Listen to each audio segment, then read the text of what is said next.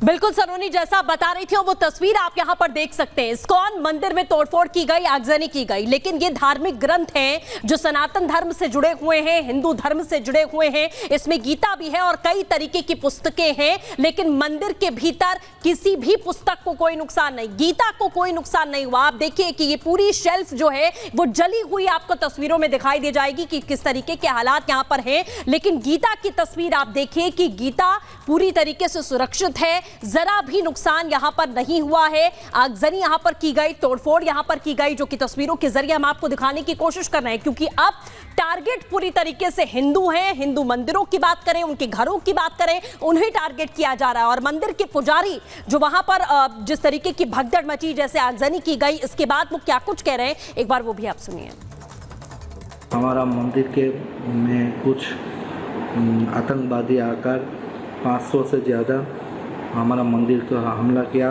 मंदिर को जो गन पाउडर देकर मंदिर के सारे स्विच जला दिया।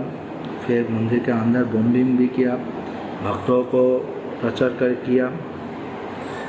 इस तरह का हर इलेक्शन में, हर ये में इसको जैसे हमारे हिंदुओं पर अत्याचार होता है, तो ऐसा कितना तक रहेगा, चलेगा?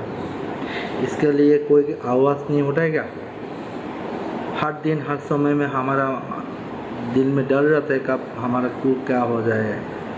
सही, इसलिए मैं सारे भारतवासी को मैं विनम्र भावे प्रार्थना करता हूँ, आप बांग्लादेश हिंदू के लिए कुछ करें। बांग्लादेश के हिंदू के लिए जो कष्ट है, जो हमला हो रहा है, इनके विचार के लिए आप सब लोग आवाज़ तुले और बांग्लादेश के हिंदू को रक्षा करिए। तो आपने सुना कि किस तरीके से वहां पर चुन चुन करके हिंदुओं को निशाना बनाया जा रहा है। और इतना ही नहीं, अब आपको कुछ तस्वीरें दिखाते हैं कि किस तरीके से हिंदुओं को उनके ही घर से, उनके ही गांव से निकाला जा रहा है, उनके कारोबार को तबाह किया जा रहा है। ये 3 तस्वीरें आप देख सकते हैं जहां हिंदुओं को गांव से निकाला गया है, हिंदुओं के घरों पर हमला किया गया है, काली माँ के मंदिर में आगजनी की गई है, पूछ करके उन्हें निशाना बनाया जा रहा है। और इतना ही नहीं, उनका जो व्यवसाय है उससे भी चोट वहां पर पहुंचाई जा रही है। उपद्रवियों ने इस तरीके से गदर मचाया हुआ है कि जो भी हिंदू उन्हें मिल रहा है, ना उन्हें बख्श रहे हैं, ना उनके साथ वालों को बख्श रहे हैं, और ना ही उनके घरों को बख्श रहे हैं। कई ऐसे घरों की तस्वीरें भी सामने आई हैं जिन्हें जला दिया गया है। अब ये 3 तस्वीरें सामने आई हैं जहां हिंदुओं को गांव से निकाल दिया गया है। मुस्लिम कट्टरपंथियों ने ये हिंदुओं को गांव से निकाला है। नोआखाली इलाके में मुस्लिम दंगाइयों ने हिंदुओं के घरों पर हमला भी किया। बांग्लादेश के नरसिंगड़ी जिले में कट्टरपंथियों ने काली माता मंदिर पर भी हमला किया है और उन्हें आग के हवाले कर दिया है। इसी बीच ये तस्वीरें भी सामने आई जहां इस्कॉन टेंपल में आग लगाई गई, लेकिन गीता को किसी भी तरीके से कोई नुकसान नहीं पहुंचा है। लेकिन 27 जिले ऐसे हैं जहां पर हिंदुओं को निशाना बनाया जा रहा है। तो बांग्लादेश में तख्ता पलट के बाद स्थिति लगातार बद से बदतर होती जा रही है। और तो बांग्लादेश में तख्ता पलट के साथ ही स्थिति बद से बदतर होती जा रही, भयावह होती जा रही है। वहां पर लगातार हिंदुओं को निशाना बनाया जा रहा है, महिलाओं और बच्चियों को पर अटैक हो रहा है, तो वहीं मंदिरों पर हमला भी होते दिख रहा है। रिपोर्ट देखिए।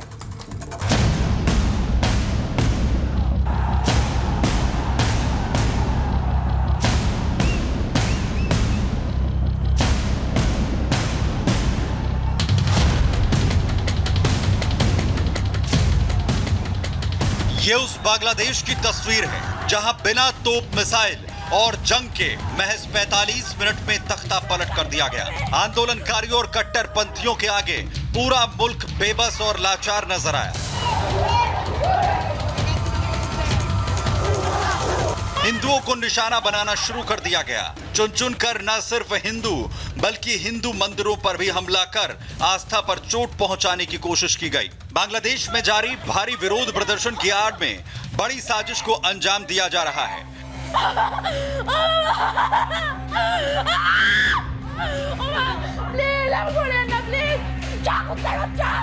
वहां पर हिंदू माइनॉरिटी में है और यहां की आरक्षण नीति में माइनॉरिटी का हिस्सा है। यही वजह है कि इस्लामिक कट्टरपंथी अब हिंदू परिवारों को निशाना बनाने में लगे हैं। हालात इतने बिगड़ गए हैं कि प्रदर्शनकारी ढाका में हिंदुओं के घरों में घुसने लगे हैं। हिंदुओं के घरों में आगजनी की जा रही है। हिंदू परिवार गुहार लगा रहा है, चीख रहा है, चिल्ला रहा है, रहम की भीख मांग रहा है।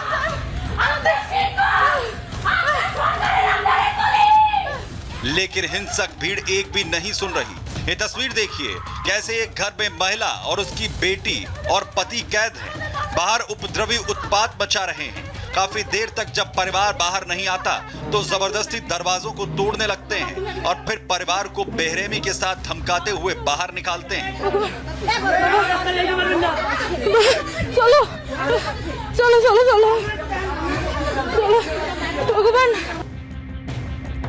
बांग्लादेश में हिंदुओं की स्थिति कितनी भयावह है वो आप इन तस्वीरों से समझ सकते हैं। कट्टरपंथी चुन चुनकर हिंदू घरों को निशाना बना रहे हैं। इस वीडियो में भीड़ हर घर की तलाशी लेती है और फिर एक हिंदू लड़की के घर में घुसकर हमला करते हैं। अब जरा इस तस्वीर को देखिए।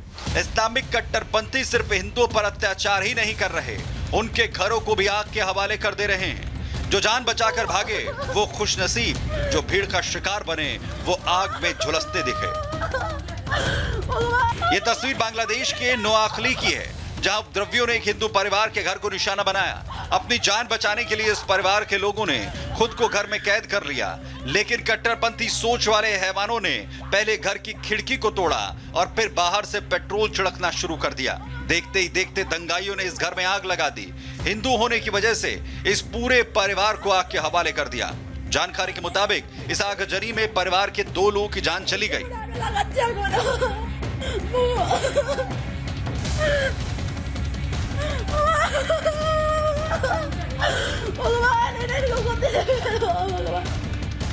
हिंसक भीड़ सिर्फ हिंदू परिवार या उनके घरों को ही नहीं बल्कि आस्था पर भी हमला कर रही है। कोमिला इलियटगंज में गौर निताई मंदिर, फेनीबाश में और नोआखली के अलावा नरसिंगड़ी के कांडीपारा गांव में स्थित काली माता मंदिर, तो चटगांव में नवग्रह मंदिर में तोड़फोड़ के बाद आगजनी की गई। मंदिर को निशाना बनाए जाने से हिंदू दुखी हैं, जिससे तंग आकर हिंदू छात्र चकरिया इलाके में नागेश्वरी मंदिर की सुरक्षा करते नजर आए। रात भर पहरेदारी की। कुछ ऐसी ही तस्वीरें कुबेला से भी आई, जहां पर हिंदुओं के साथ साथ मौलवी मंदिर की सुरक्षा में खड़े दिखे। तस्वीरों से साफ है कि बांग्लादेश को किस कदर कट्टरपंथियों ने अपने हाथों में ले लिया और अब बांग्लादेश भी पाकिस्तान की राह पर चलते हुए हिंदुओं को टारगेट कर रहा है। जिसके बाद माना जा रहा है कि हिंदू परिवार ने पलायन शुरू कर दिया है और वो भारत की तरफ आस लगाकर बैठे हैं। Bureau report, Republic Bharat. और इसी मामले से जुड़ी हुई एक बड़ी खबर आ रही है। आपको बता दें, सूत्रों के हवाले से यूके की ओर से शेख हसीना को शरण देने से साफ इनकार कर दिया गया है। फिलहाल ये सूत्रों के हवाले से हम आपको बड़ी जानकारी दे दें। गृह मंत्रालय की तरफ से नियमों का हवाला दिया गया है। शेख हसीना को शरण देने से यूके ने इनकार किया। कल भी ये जानकारियां यहां पर मिल रही थी और आज भी ये खबर आ रही है कि शेख हसीना को शरण देने से यूके ने साफ इनकार कर दिया है और इसी के साथ गृह मंत्रालय की ओर से नियमों का हवाला यहां पर दिया गया। फिलहाल ये सूत्रों के हवाले से खबर मिल रही है और अभी दिल्ली में ही शेख हसीना मौजूद हैं। आगे क्या कदम होने वाला है ये देखने वाली बात होगी कि अगर यूके नहीं तो शेख हसीना आखिरकार कहां पर शरण लेंगी, कहां वो जाएंगी। और इस वक्त की सबसे बड़ी खबर आपको बता दें, यूके के गृह मंत्रालय ने नियमों का हवाला दे दिया है। फिलहाल सूत्रों के हवाले से जानकारी मिल रही है शेख हसीना दिल्ली में मौजूद हैं। ये भी जानकारी है कि कुछ दिन वो दिल्ली में रह सकती हैं लेकिन यूके जा सकती हैं। और अब जो खबर है वो बहुत बड़ी है कि यूके के गृह मंत्रालय ने नियमों का हवाला दे दिया है, शरण देने से इनकार किया है। तो बड़ी जानकारी हम रख रहे हैं। शेख हसीना को शरण देने से यूके ने इनकार कर दिया है। उनका परिवार, रेहाना का परिवार वहां रहता है, जो उनकी बहन है उनके साथ ही। और ये ऐसे लिए कहा जा रहा था कि यूके का रुख कर सकती है। अखिलेश हमारे सहयोगी हमारे साथ जुड़ रहे हैं, सीधे अखिलेश का रुख करते हैं। अखिलेश, फिनलैंड जाने की भी खबरें थी, यूके जाने की भी खबरें थी, लेकिन यूके से अब पॉलिटिकल असाइलम मिलता नहीं दिख रहा है शेख हसीना को।